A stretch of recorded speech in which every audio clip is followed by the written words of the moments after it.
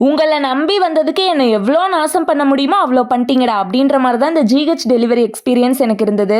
எனக்கு வந்து ஒரு 2 to 3 ஹார்ஸ் தான் லேபர் பெயினே இருந்தது. அதுக்குள்ளேயே தம்பி நார்மல் டெலிவரியிலேயே பிறந்துட்டான். பேபி பிறந்ததுக்கு அப்புறம் இந்த பிளசண்டான்னு சொல்லுவாங்க இல்லையா, நஞ்சு கொடி, அதை ரிமூவ் பண்றதுக்கு முன்னாடியே எனக்கு கர்ப்பவாய் மூடிருச்சு. அந்த ஸ்டேஜ்ல நம்மளே ரொம்ப பயந்து போயிருப்போம்.